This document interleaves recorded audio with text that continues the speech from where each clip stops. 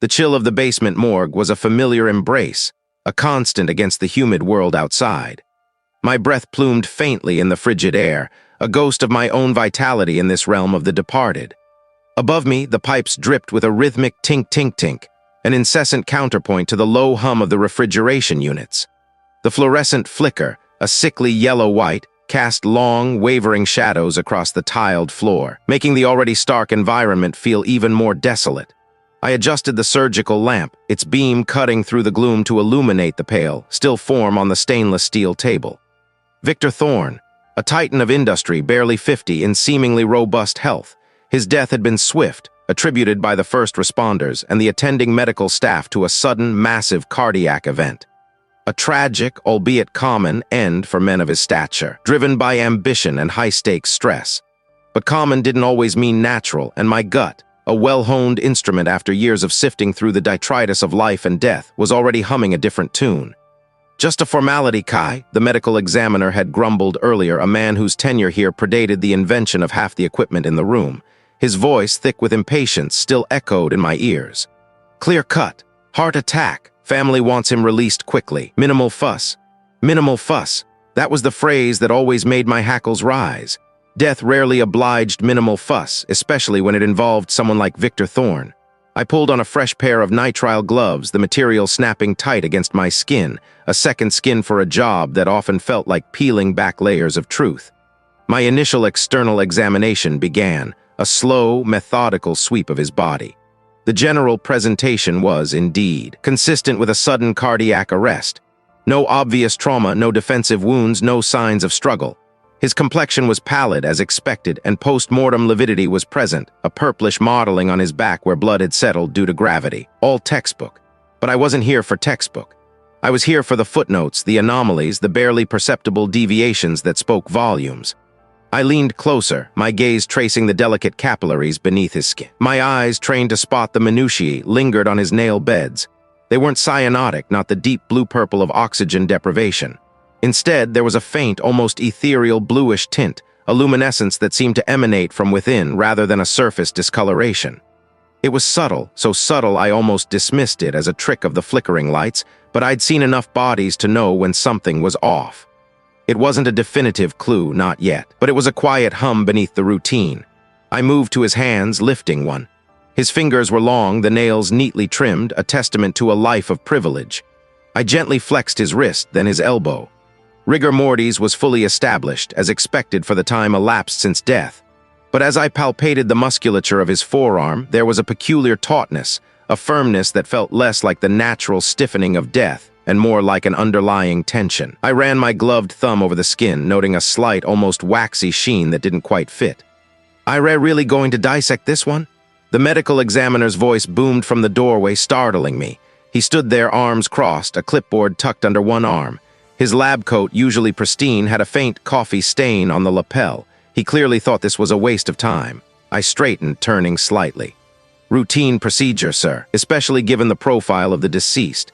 He scoffed. "Kai, we've had 3 cardiac arrests this week. It's stress, bad diet, too much booze, happens. Let's not invent a mystery where there isn't one." "I'm not inventing anything," I replied, my voice calm, even though a familiar knot of frustration tightened in my stomach. I knew how I sounded overly cautious, perhaps even obsessive, but that obsession had cracked cases others had shelved. "I just want to be thorough. His medical history shows no significant cardiac issues. Regular checkups, clean bill of health 2 months ago. People drop dead without warning, Kai, happens every day." He tapped the clipboard impatiently. The preliminary toxicology screen from the paramedics came back clean. No obvious drugs, no alcohol over the limit, nothing. I knew that. I'd already reviewed the initial reports, but my work began where theirs ended. The preliminary screen is just that, preliminary. It's a broad sweep. There are substances that can mimic natural causes, substances that wouldn't flag on a standard panel. I turned back to Thorne, my gaze sweeping over his chest. There was no bruising, no external indication of a struggle or impact. But the subtle, almost iridescent blue on his nail beds, the unusual firmness of his muscles, they nagged at me. My mind scrolled through possibilities, a vast library of toxins and their insidious effects, searching for pattern that fit these almost nothing observations.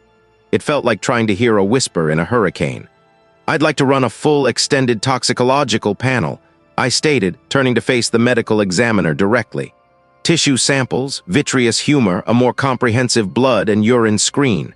Specifically, I want to look for heavy metals, less common organic compounds, any metabolic byproducts indicative of cellular interference. He sighed, a long, drawn-out sound of exasperation. That's going to take days, Kai, and it's expensive. We're already backed up, and for what? A hunch? For certainty, I countered, my voice firm despite the rising tension. My conviction was growing, a quiet certainty blooming in the sterile air. His death might be natural, but something about it feels orchestrated. I can't shake it. And if I'm wrong, then we've simply been exceptionally thorough. If I'm right, we prevent a major oversight. He stared at me for a long moment, his gaze a mixture of annoyance and grudging respect. He knew my track record, knew I didn't make these requests lightly. He also knew the headache I could cause if I felt my concerns were being dismissed. Finally, he threw his hands up in a gesture of defeat. Fine. Deal. He turned and strode out, leaving me once again with the rhythmic drip of the pipes and the sickly glow of the fluorescent flicker. I returned my attention to Victor Thorne, the prominent businessman whose death was anything but clear-cut. My work was just beginning, and something told me this was going to be anything but routine. The detective's footsteps faded, leaving me alone in the oppressive quiet of the basement morgue, pipes dripping, fluorescent flicker. The air hung thick with the metallic tang I'd come to associate with finality. I stared at Victor Thorne, or what was left of him, on the steel table. His file, thick with natural causes and cardiac arrest reports, felt like a mockery. My gut still screamed otherwise. I moved to the adjacent lab area, a compact space carved out of the larger room, and began the initial battery of tests. Standard toxicology panels were my bread and butter, a routine I could perform in my sleep. Blood, tissue, vitreous humor, I processed them all with practiced precision, loading samples into the array of machines that hummed softly around me. Each step was methodical, each movement deliberate. I was looking for the obvious: cyanide, arsenic, strychnine, common pharmaceuticals, illicit substances, anything that would scream foul play to the average examiner. Hours bled into one another. The digital readouts glowed a calm, reassuring green, then red, then green again. I squinted at the chromatograms, the neat peaks and valleys that told the story of every chemical present. My initial sweep came back clean. Nothing. Not a trace of anything that could have felled a man like Thorne, not in the quantities that would typically be fatal. A prickle of frustration, sharp and familiar, stirred beneath my skin. Too clean, I thought. That was the problem. A man like Thorne, a prominent businessman, stressed, probably not sleeping enough, almost certainly indulging in a few vices to find his system utterly devoid of even a moderate amount of anything seemed artificial. I leaned back, rubbing the bridge of my nose. The fluorescent light above flickered, casting a dancing shadow that made the whole space feel unstable. This wasn't a dead end, it was a signpost. Common poisons weren't the answer. My initial hunch had been right. I recalibrated, shifting my focus to more advanced, experimental protocols. I started looking for the uncommon, the unstable, the untraceable. I ran metabolic panels designed to detect minute, transient markers, substances that might degrade rapidly or leave only a fleeting signature. This was where the real work began, where the art of toxicology met its cutting edge. It took another full cycle of extraction and analysis before the first anomaly appeared. A cluster of peaks on the mass spectrometer, faint but distinct, shimmered on the screen. They weren't robust, didn't conform to any standard library entry. They were ephemeral. I ran the sample again, then another. The peaks reappeared, slightly shifted, almost like a ghost in the machine. They were peculiar, these transient metabolic markers, like a whisper in a hurricane. I cross-referenced the data with every obscure compound database I had access to, then with the ones I had compiled myself from years of chasing the impossible. Not a match. What are I? I murmured to the screen, tracing the faint lines with a gloved finger. My mind raced, trying to fit these elusive markers into a known metabolic pathway, but they seemed to defy categorization. They were there, then almost gone, leaving only a faint echo. It was like trying to catch smoke. I found myself doubting my equipment, then my own eyes. Had I calibrated correctly? Was this just noise? But no, the consistency, however faint, argued against it. This wasn't noise. This was something deliberate, something designed to be missed. I knew who to call. My former mentor, a retired chemist known for his encyclopedic knowledge of obscure compounds and his uncanny ability to see patterns where others saw chaos. His workshop, a converted garage crammed with antique glassware and sputtering centrifuges, was a temple of forgotten science. The drive was short, a blur of city lights giving way to the quiet, tree-lined streets of the older district. The retired chemist, a man whose hands were stained with a lifetime of reagents and whose spectacles perpetually slid down his nose, greeted me with a grunt and a wave towards his cluttered workbench. "Kai, I look like I've seen a ghost," he observed, his voice a gravelly rumble. "Something I can't quite pin down. No common poisons, but these transient markers. They degrade almost instantly, leave no lasting footprint. They're like a metabolic signature that disappears before you can read it fully." He peered at the projections, his brow furrowed, adjusting his spectacles. He hummed a low, thoughtful sound. "Fascinating. Reminds me of a theory I encountered decades ago, back when I was still chasing phantoms in forgotten journals.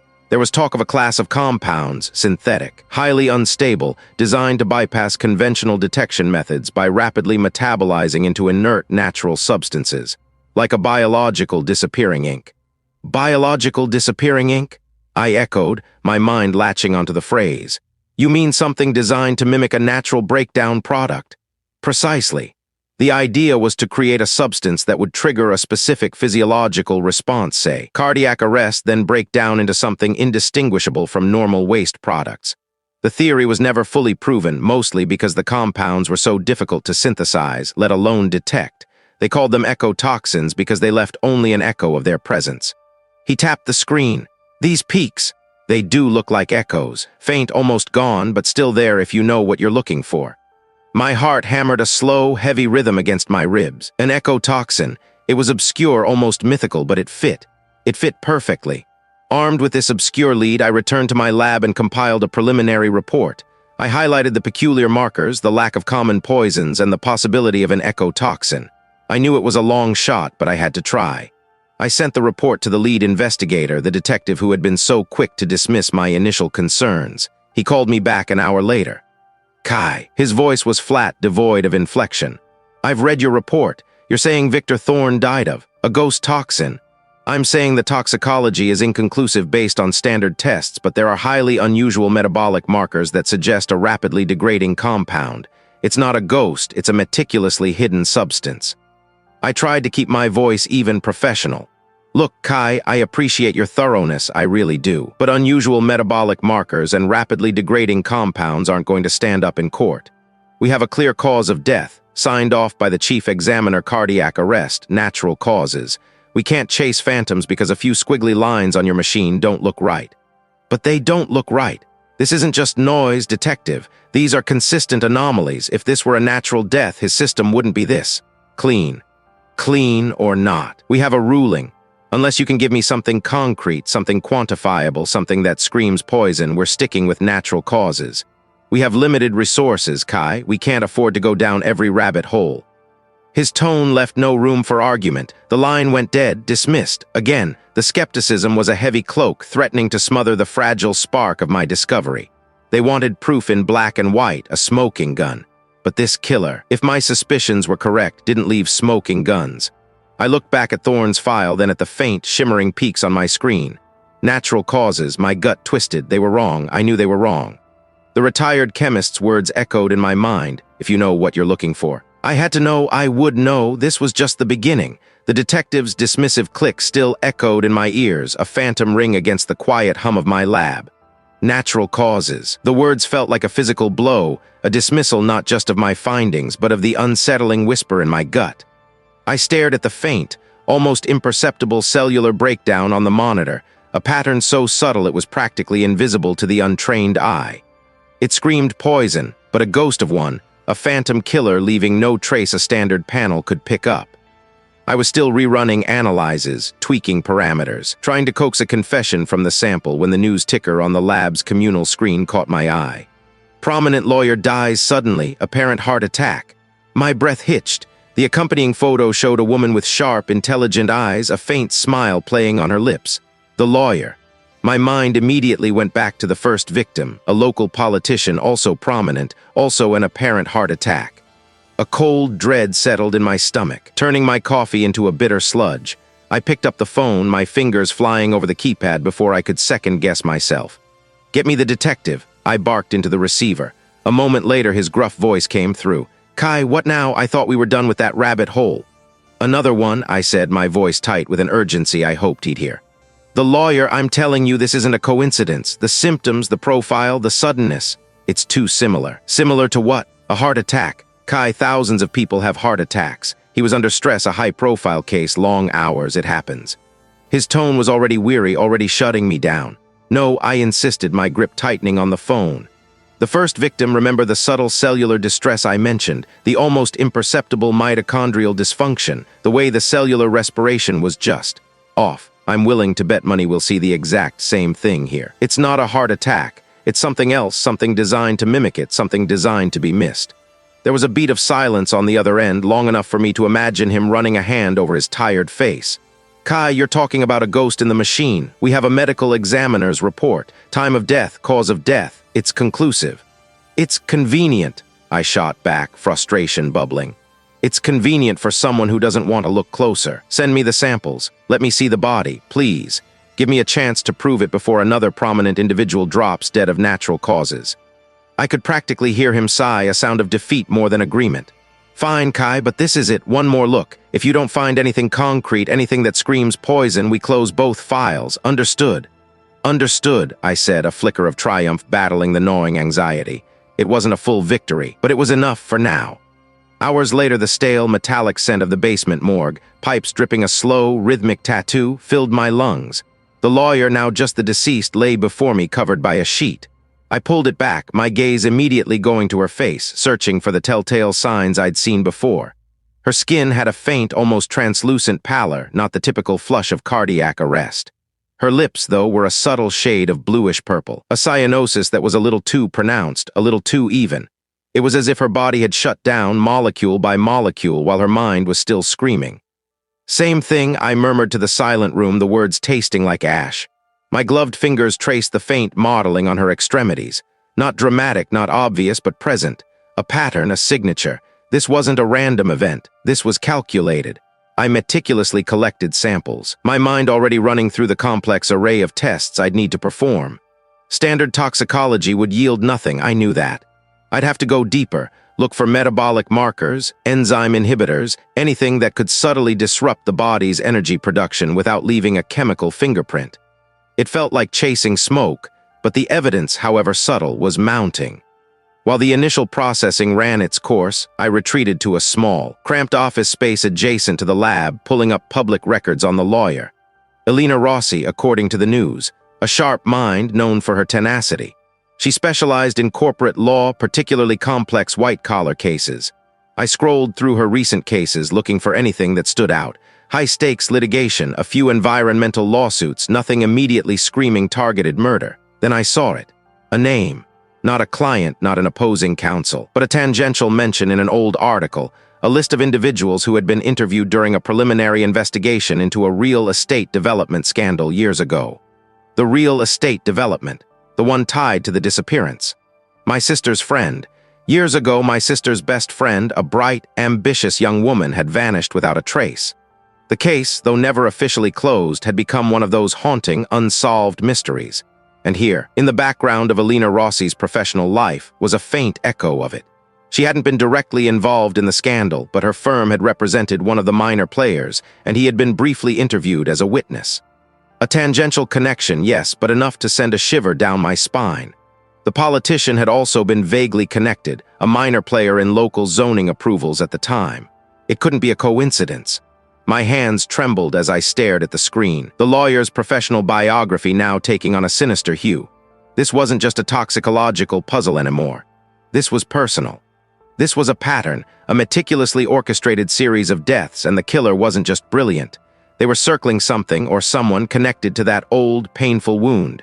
And now they were drawing me into their orbit. The fluorescent flicker above cast long, dancing shadows, making the stainless steel surfaces gleam with an unsettling sheen. I was still there, hunched over the mass spectrometer, its hum a low thrum against the quiet.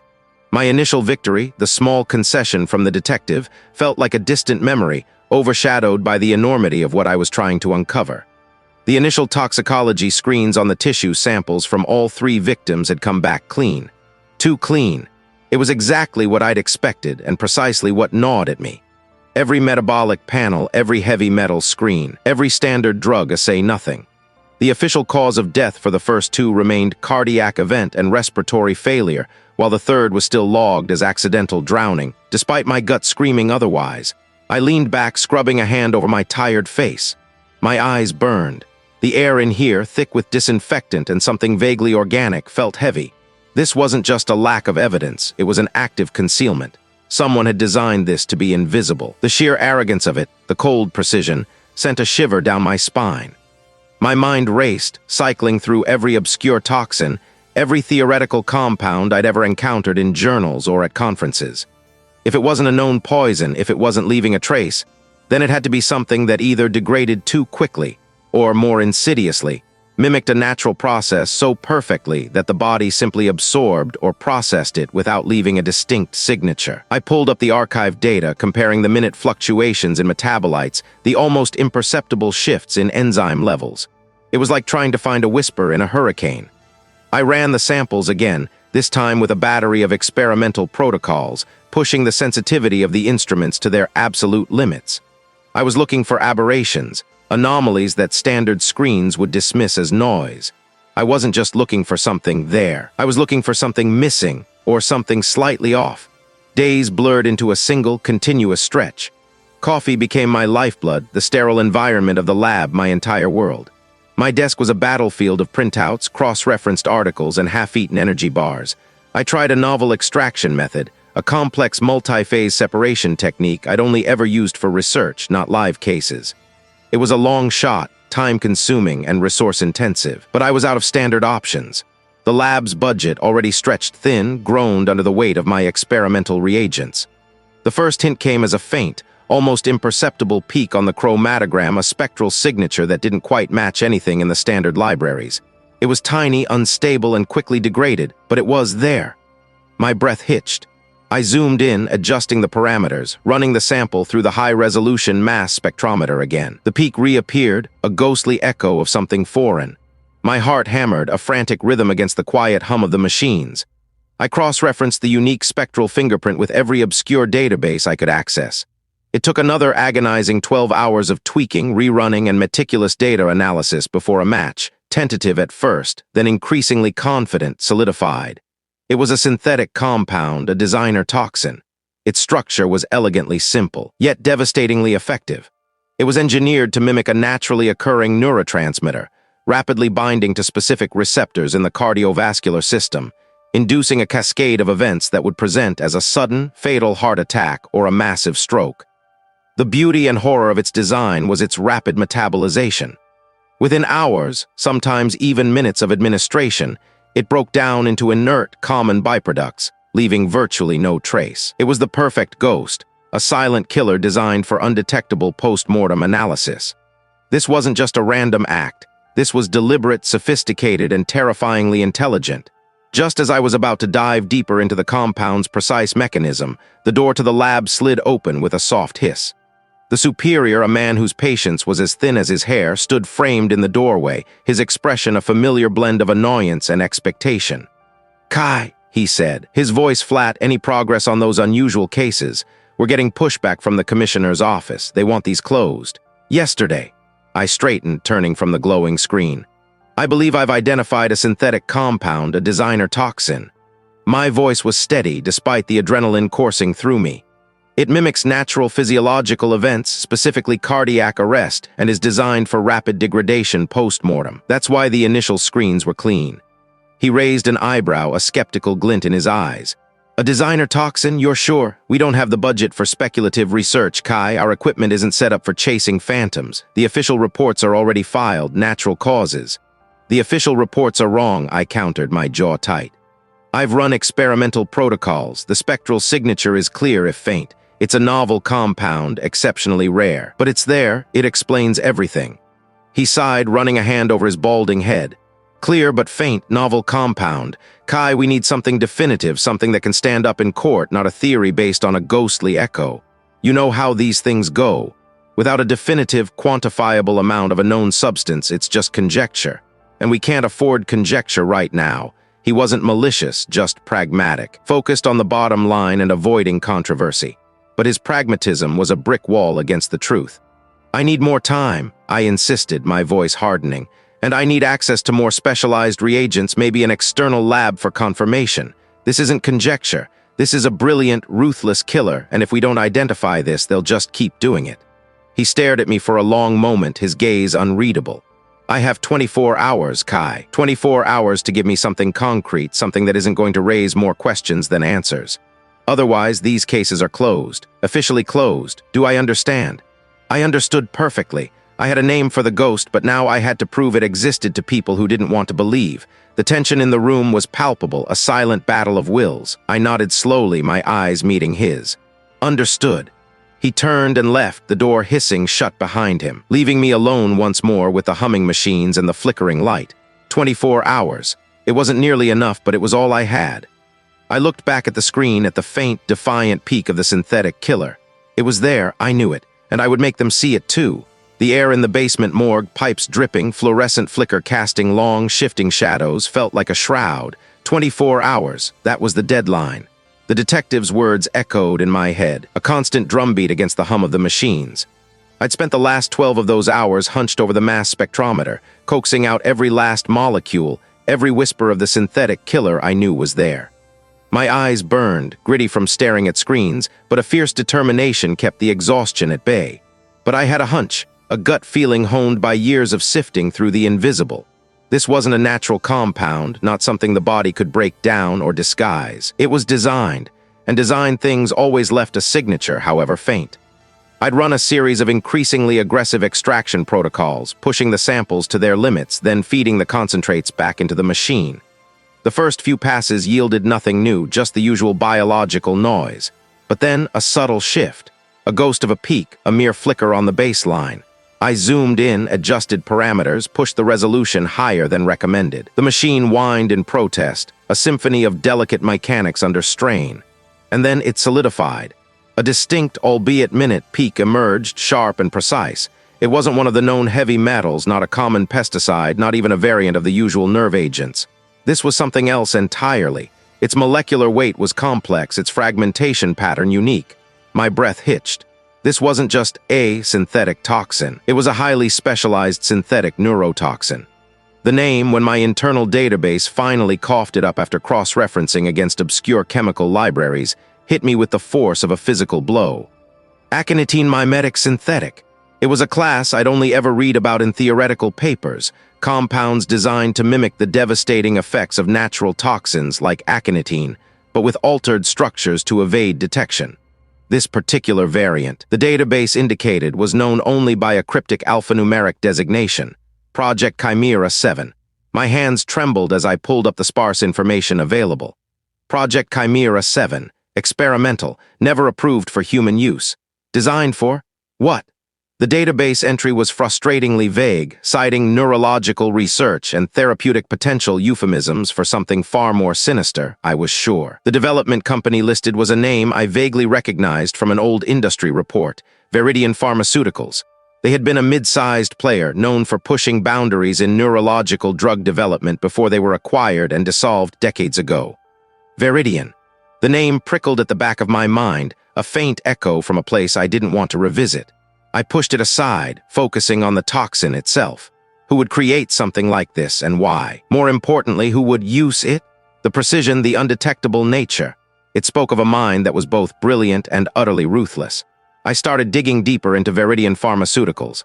My secure network, usually a treasure trove of information, struggled to find detailed records. Most of their archives had been sealed or purged after the acquisition. But I was tenacious. I searched for Project Chimera 7 for any associated scientists, any leaked documents, and then a name surfaced. Dr. Elias Thorne, former lead scientist, Neurological Research Division, Viridian Pharmaceuticals. He was listed as the primary investigator for Project Chimera 7. Thorne wasn't just a name.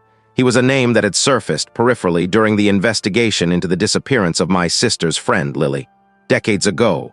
He'd been a minor figure then, a distant connection, someone who had briefly interacted with Lily's family through a mutual acquaintance. The authorities had dismissed him as irrelevant, a tangential contact. I had tried to push for a deeper look, but my youthful insistence had been overridden. My fingers flew across the keyboard, a frantic energy propelling me. I needed more. There had to be something. I expanded my search parameters, including Thorne's name, Veridian, and the specific alphanumeric designation of the toxin. I bypassed the usual search engines, diving into archived academic journals, obscure industry newsletters, and even declassified patent filings.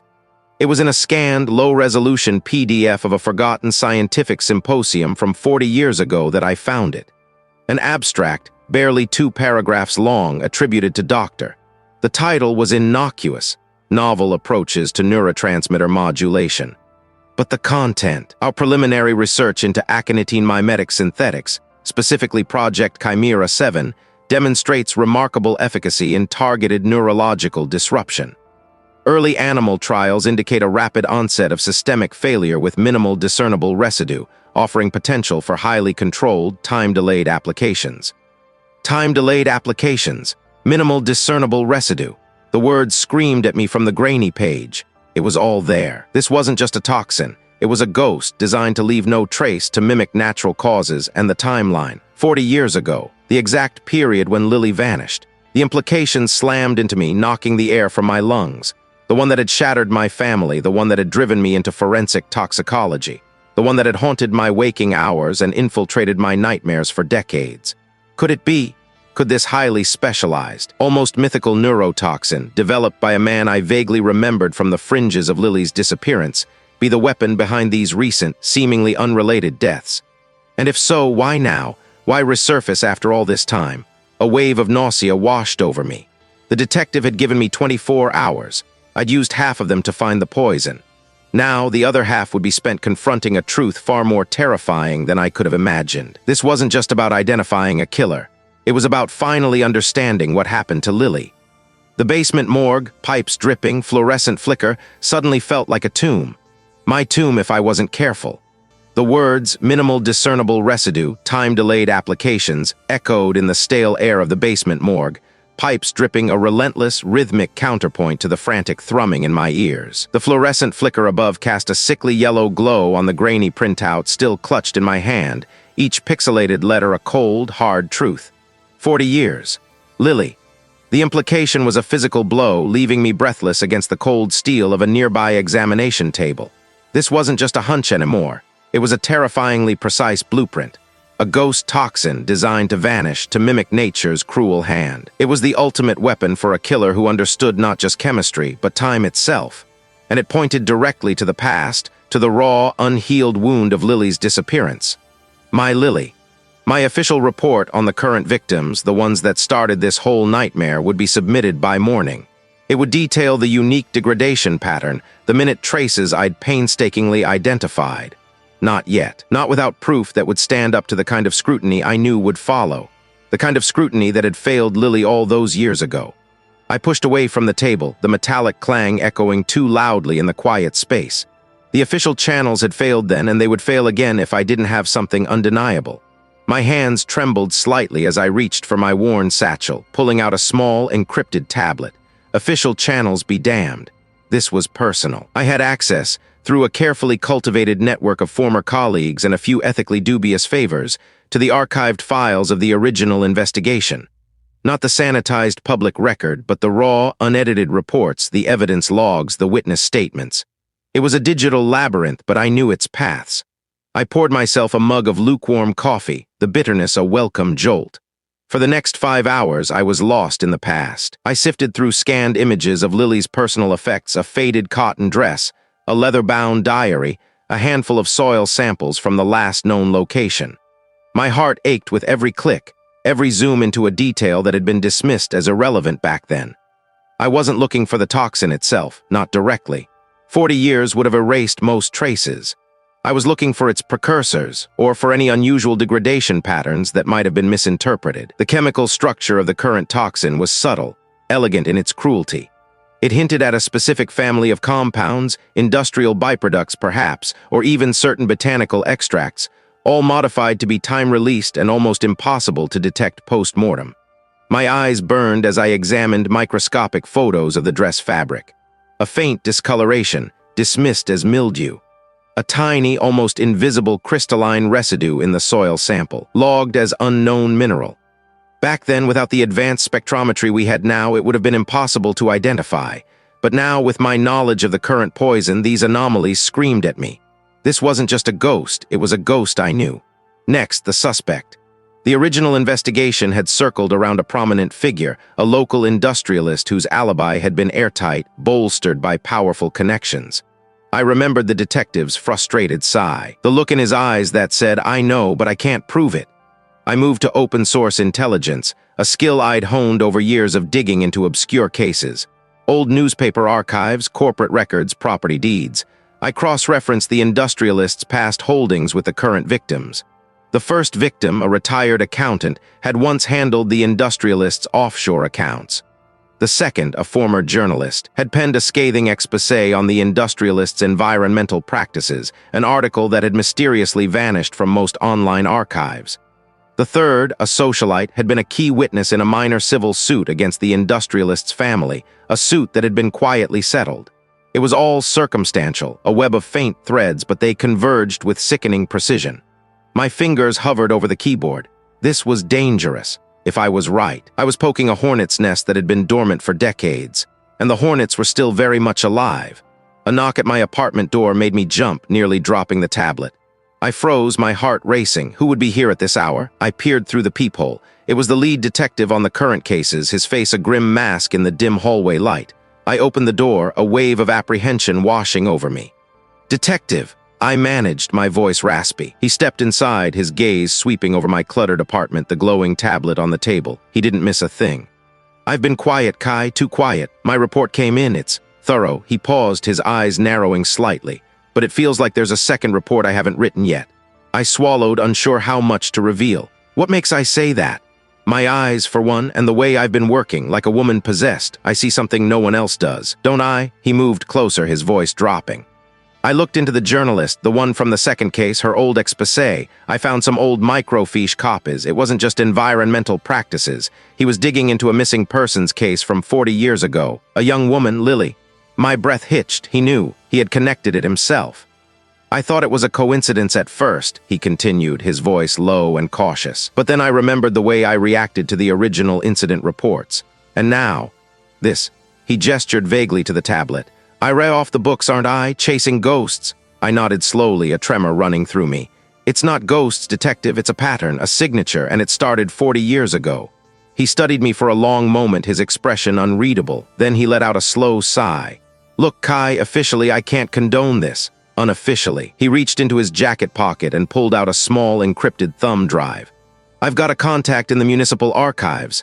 Access to some old, restricted financial records. Corporate dealings, property transfers, shell companies, things that would be a nightmare to get through official channels. If I were looking for connections, for motive. This might give I a clearer picture of who stood to gain and how far they'd go to protect it." He placed the drive on my table, next to the tablet.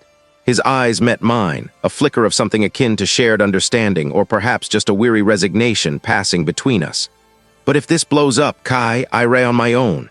His cautious offer of support, the unspoken trust, was a lifeline. It confirmed that I wasn't entirely mad, that the threads I was pulling weren't merely figments of my trauma. The tension in the room, however, had only intensified. Now, with the detective's tacit approval, the stakes were even higher. The ghost was starting to take shape, and its form was utterly terrifying.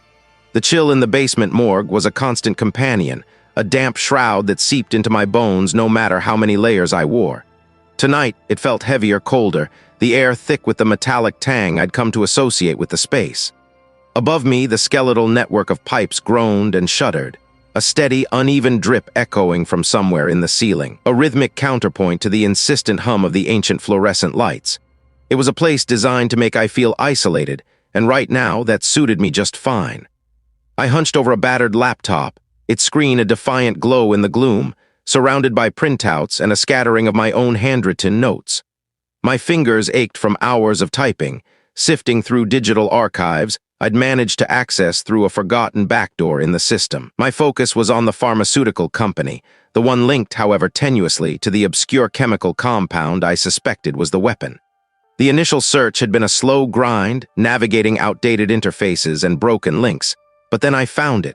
A series of internal memos, flagged with low-priority warnings, detailing a specific research project from decades ago. Project Chimera, they called it. The name alone prickled the hairs on my arms. It was a study into a highly potent, fast-acting neurotoxin, one designed for... Well, the purpose was redacted, but the emphasis on untraceability was stark. This was it. This was what I'd been hunting, but the memos abruptly ceased. A final entry noted the project was discontinued due to unforeseen ethical complications and resource reallocation. It was too neat, too sudden. My gut clenched. Unforeseen ethical complications was corporate speak for something went very wrong, and we buried it. I started cross-referencing the names listed on the project documents. Lead researchers, lab technicians, even the administrative assistants mentioned in the email chains. I pulled up public databases, obituary archives, old news articles. The first few names were unremarkable. Retired, moved away, died of old age. Then the pattern began to emerge. Subtle at first, then glaring. Dr. Victor Thorne, the lead toxicologist on Project Chimera, died in a freak boating accident a year after the project was shelved. An experienced sailor, according to local papers. My eyebrows furrowed. Elena Petrova, a research assistant, vanished without a trace 6 months after Thorne's death. Police ruled it a voluntary disappearance despite no signs of struggle and a perfectly intact life left behind. And then, the one that made my stomach churn, Marcus Finch, a junior chemist, died of a sudden, aggressive illness diagnosed as a rare form of encephalitis. He was 32, no prior health issues. The symptoms described in the archived medical reports, rapid onset neurological decline, respiratory failure, sounded eerily familiar to the early stages of exposure to certain potent neurotoxins. 3 key individuals, all connected to Project Chimera, all gone under suspicious, disparate circumstances within a short time frame. It wasn't just a coincidence, it was a cleanup. The unforeseen ethical complications weren't merely about the toxin itself, but about what it could do, or perhaps what it had already done. This was a network. Someone had suppressed the research, then systematically eliminated anyone who knew too much. The killer wasn't just brilliant, they were protected.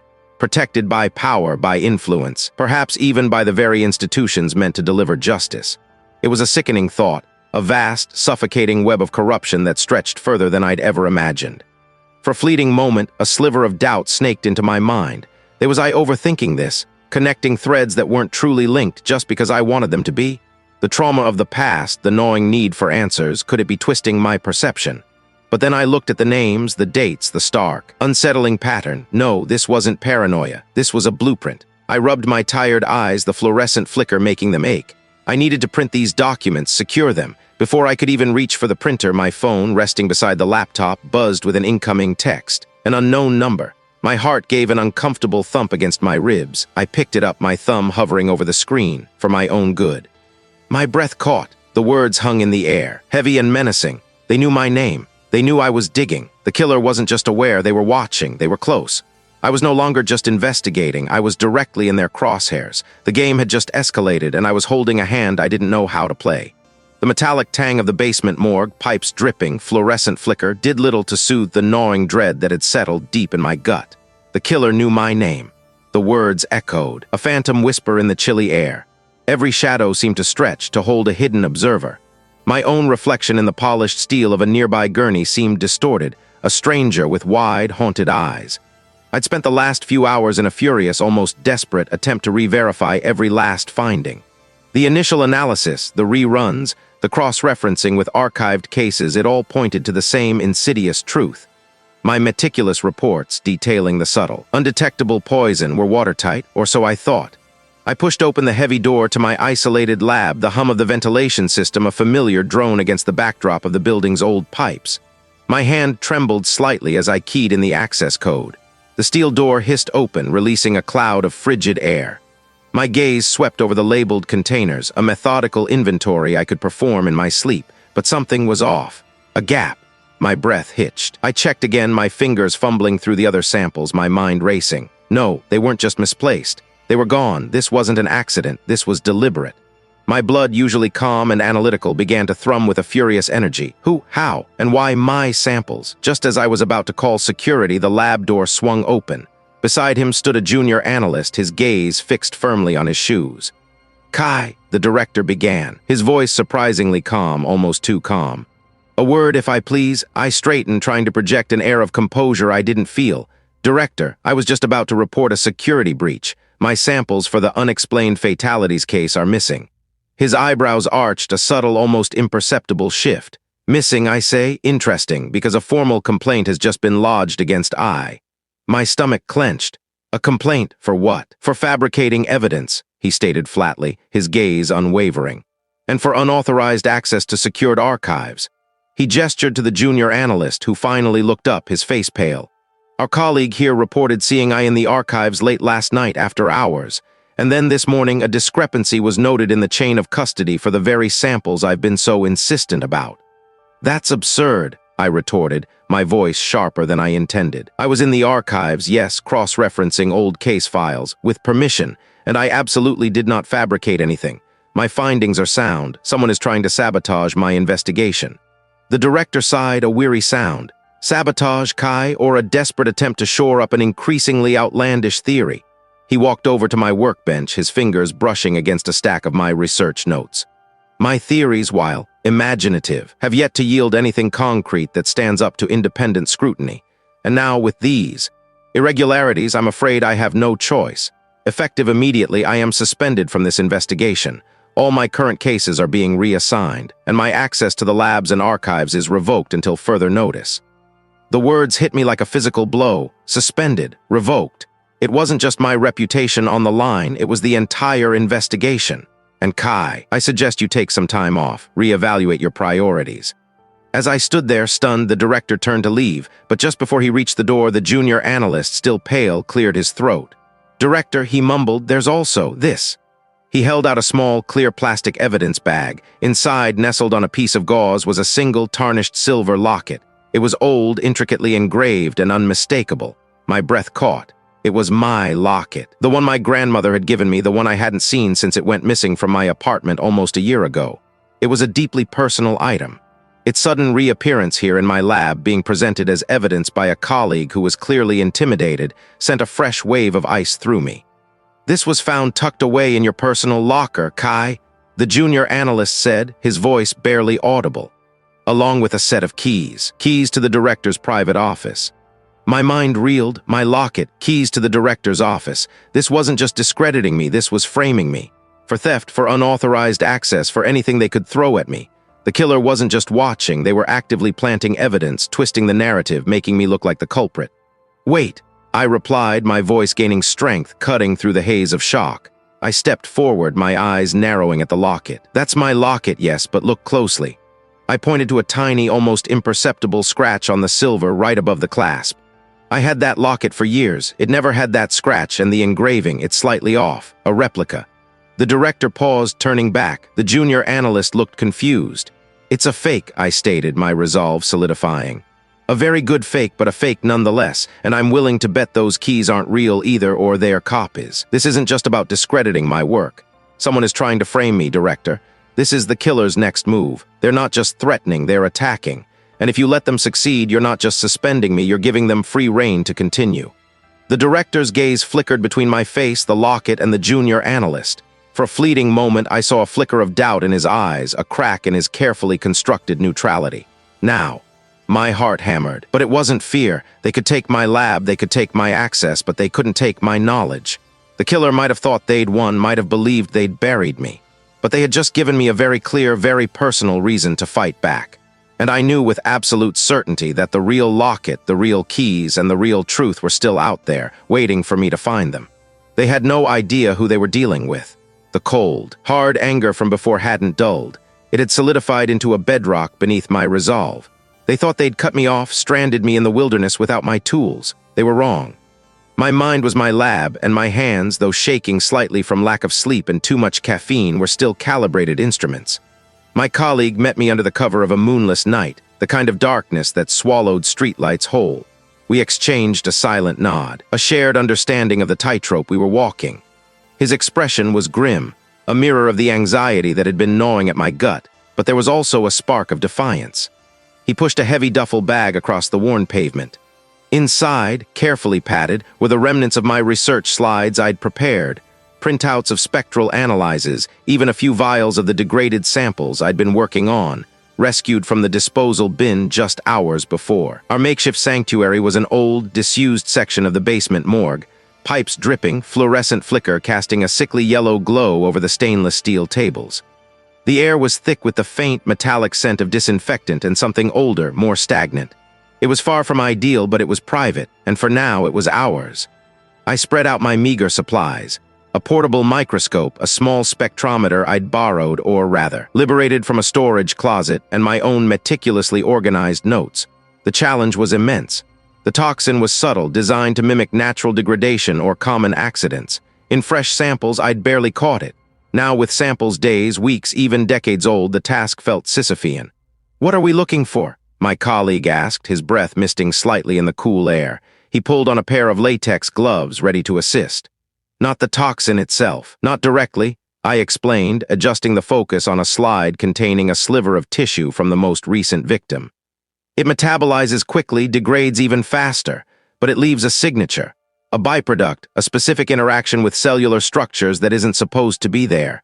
Something so minute, so fleeting, that it's almost impossible to differentiate from background noise." For hours, I worked in a focused trance, the world outside shrinking to the confines of the microscope's eyepiece. I reran analyses on the current samples, comparing them to controls, pushing the spectrometer's limits. The initial results were frustratingly ambiguous. The expected markers were there, but so faint, so muddled by degradation that they lacked the irrefutable clarity I needed. A wave of despair threatened to engulf me.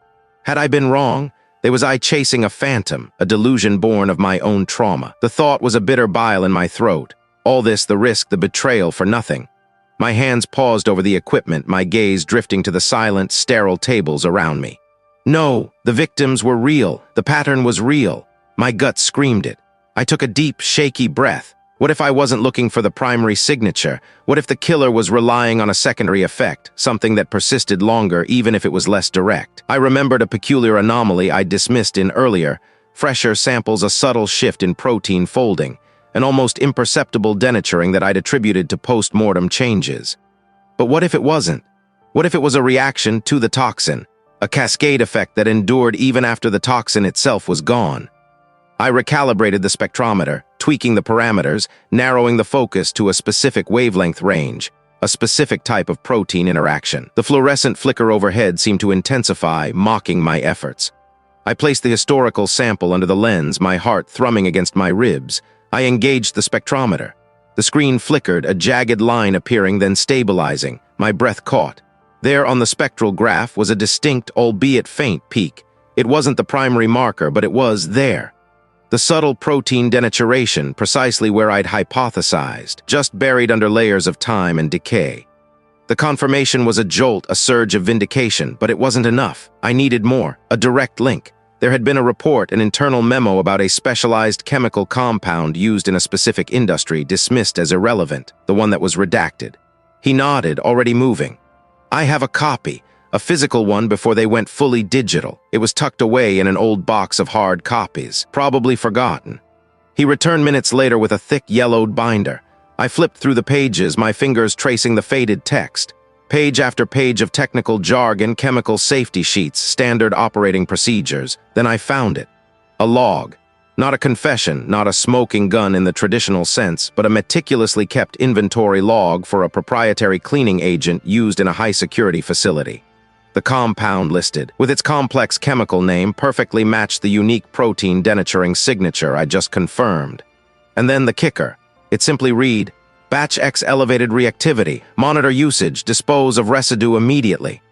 Batch X, elevated reactivity, dispose of residue immediately. The killer wasn't just using a subtle toxin, they were using a defective, highly potent batch of an industrial cleaner, one they knew was dangerous and specifically designed to leave minimal trace. They hadn't just gotten away with murder. They'd turned an industrial accident into a weapon, leveraging systemic oversight and corruption to bury the evidence. The specialized chemical compound wasn't irrelevant. It was the murder weapon, and the log, hidden in plain sight, was the blueprint. My hands trembled, not from fear now, but from the sheer weight of what I held.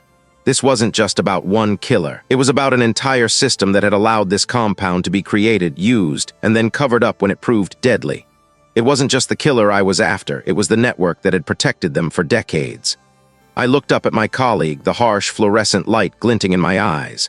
"I have it," I answered, my voice low but firm. "Everything we need." The fight wasn't over, it had just begun. The metallic tang of ozone hung heavy in the air of the basement morgue. Pipes dripping, fluorescent flicker casting a sickly yellow glow over the stainless steel examination table.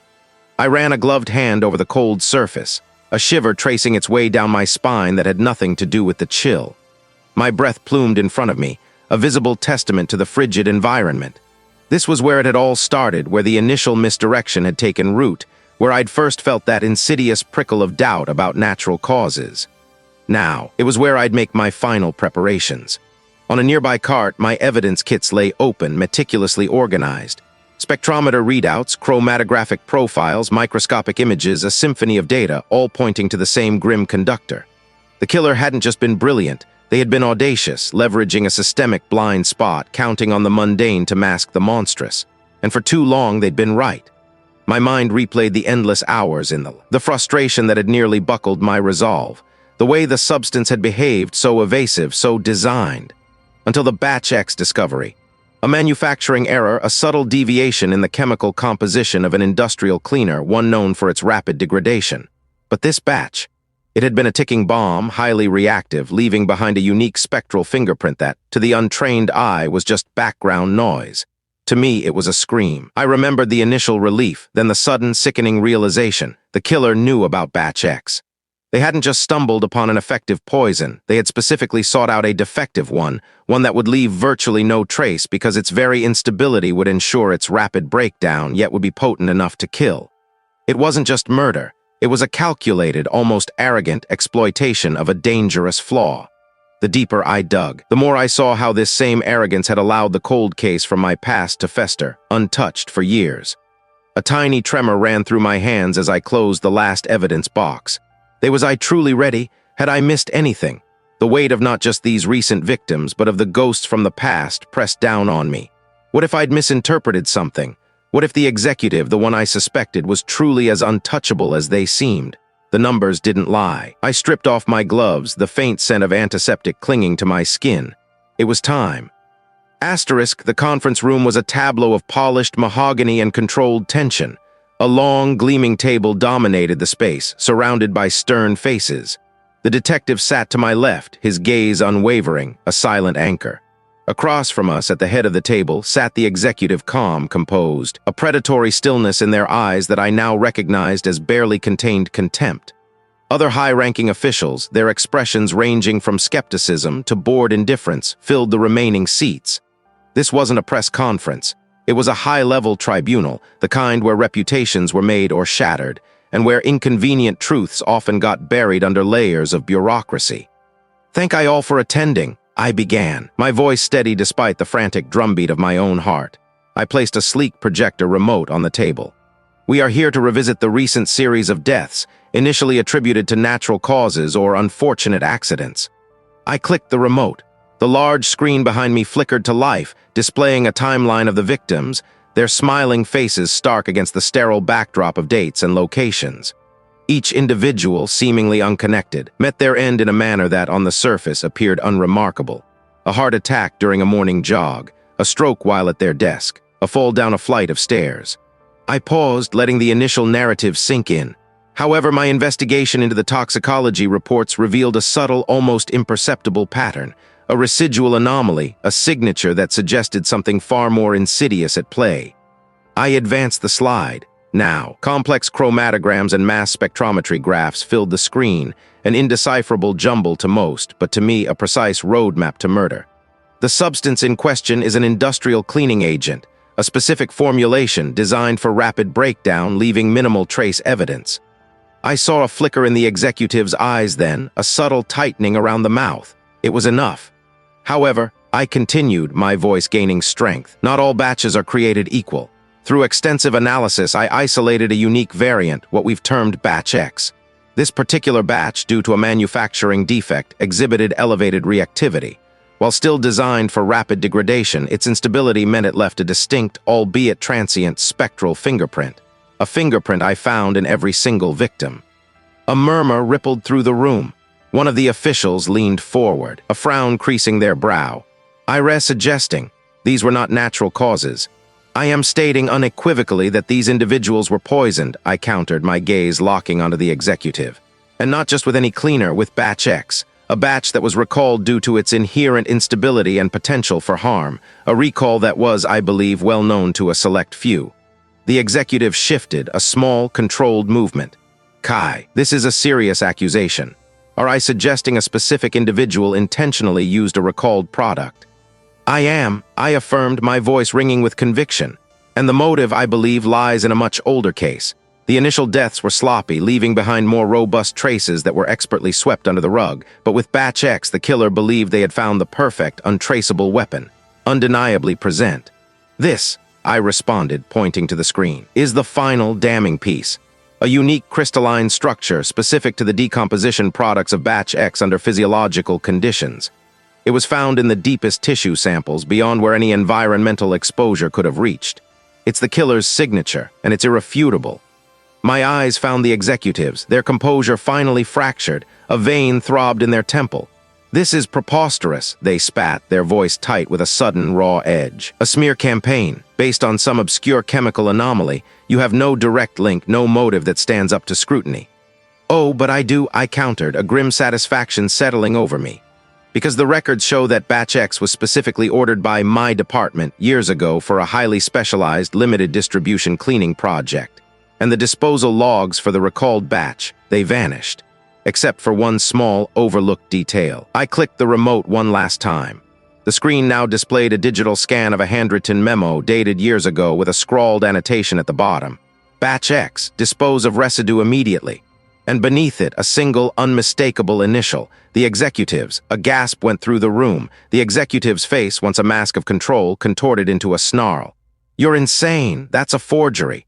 They lunged, not for me, but for the screen, as if they could erase the damning evidence with their bare hands. Before they could reach it, the detective was on his feet, moving with a speed that belied his calm demeanor. He intercepted the executive, twisting their arm behind their back.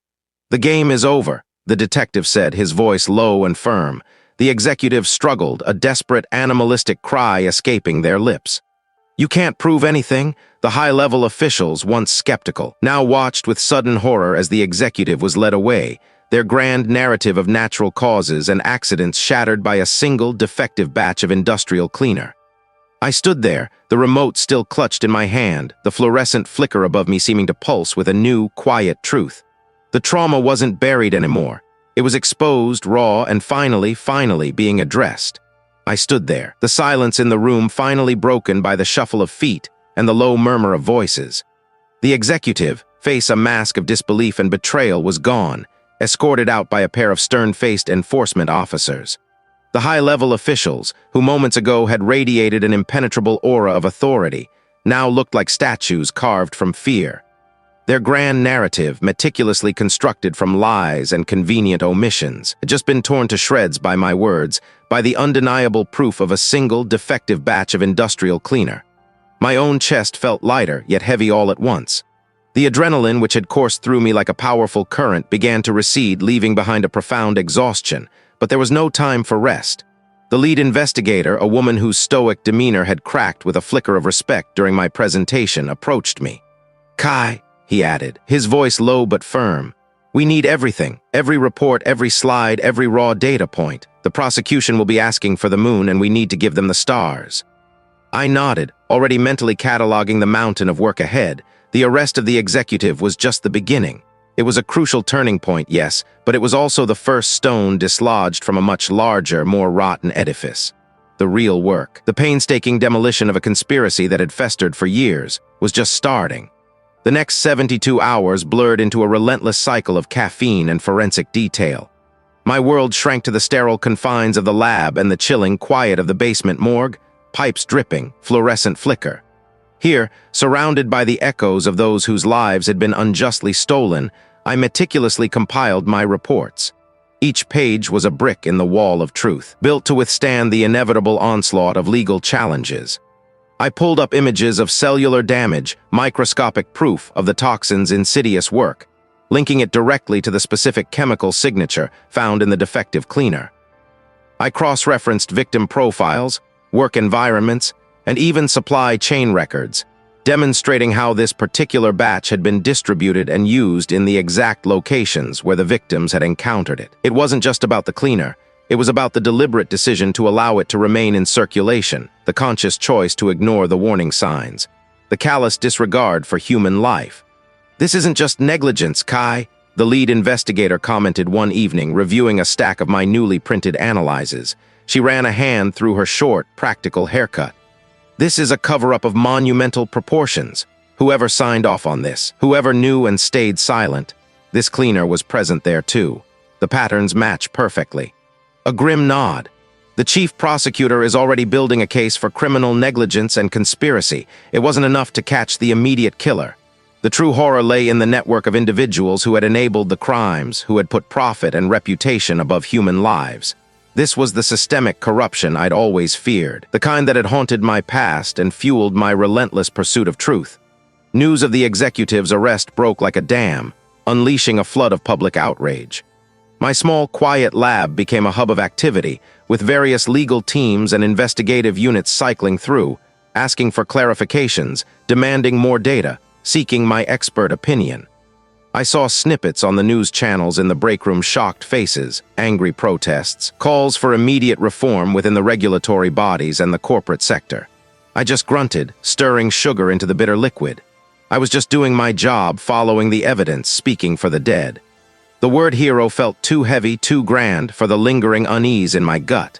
Despite the breakthrough, despite the initial arrests, a part of me still felt a deep, abiding suspicion.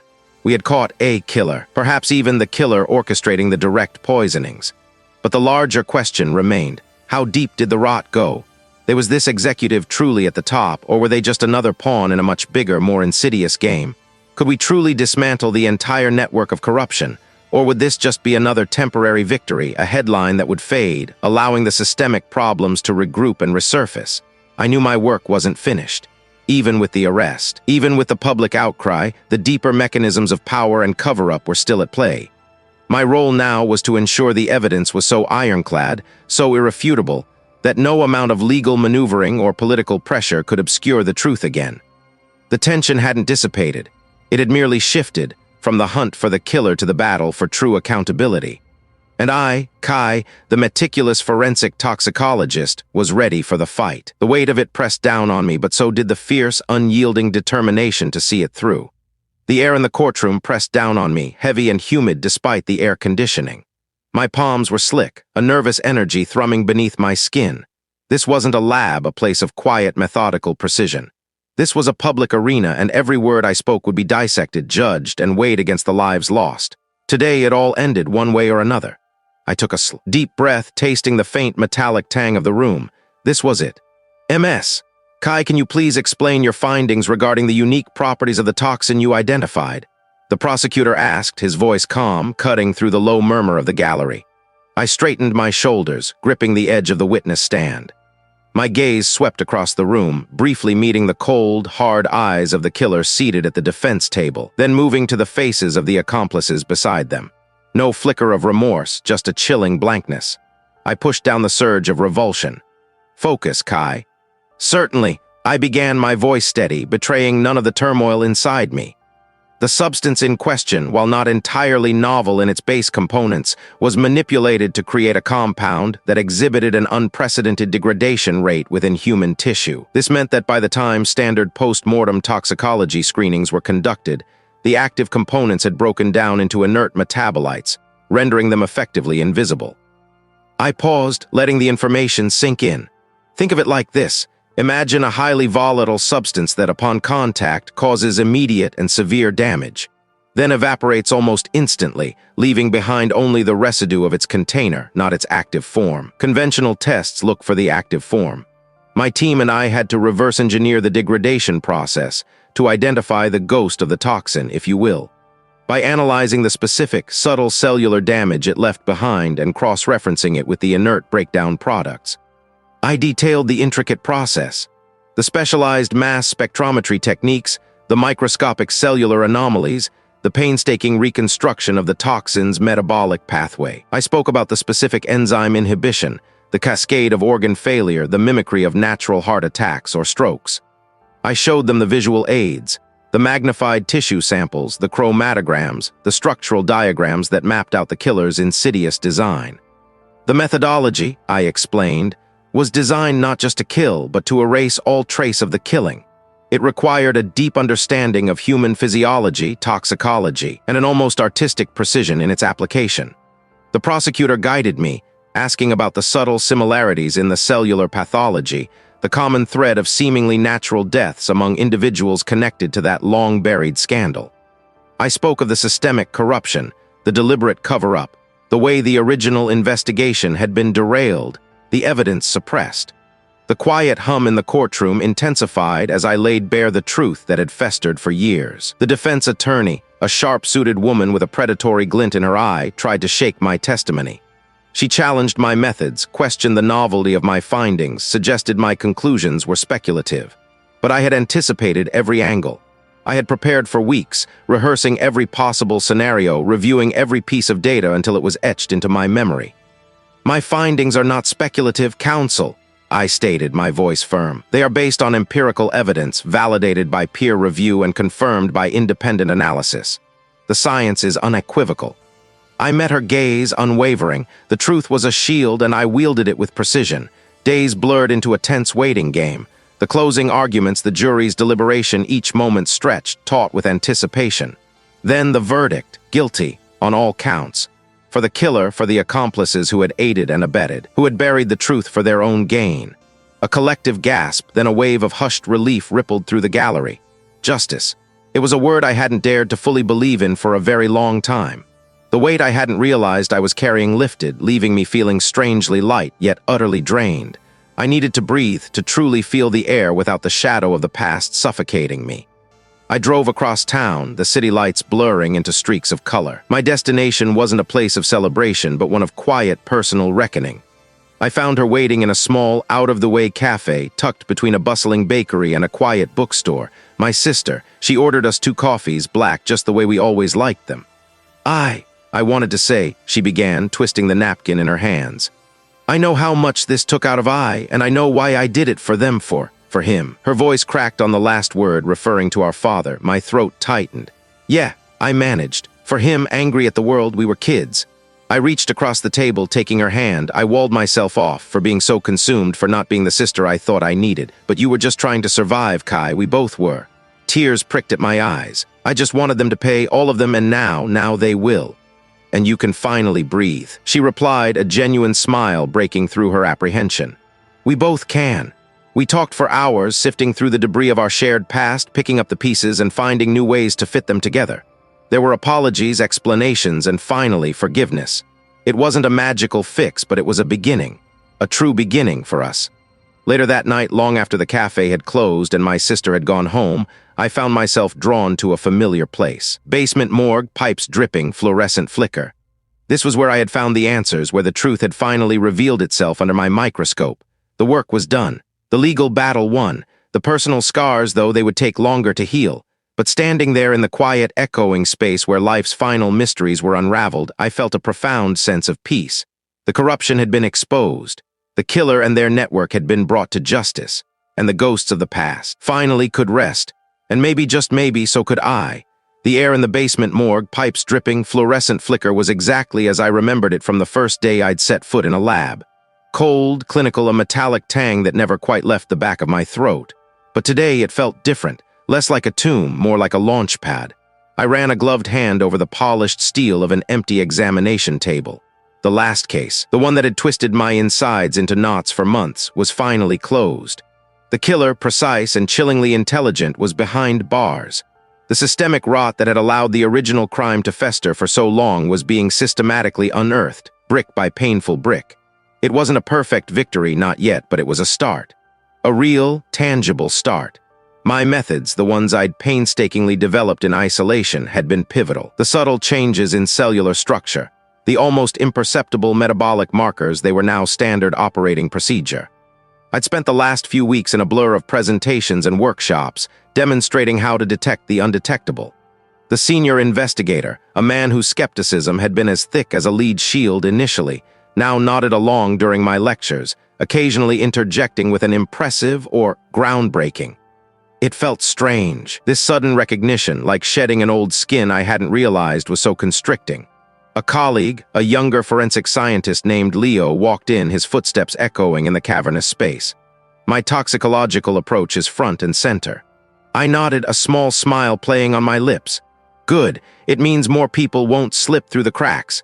It means no one will if we do it right, Leo corrected, setting the binders down with a thud. They want I to head the new training division, teach these techniques across the state. They're even talking about federal grants to expand the program.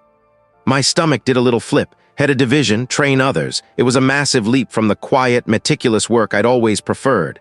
My comfort zone had always been the solitude of the lab, the silent conversations with samples under a microscope. But the thought wasn't terrifying anymore. It was exhilarating. A new role, I mused, more to myself than to Leo.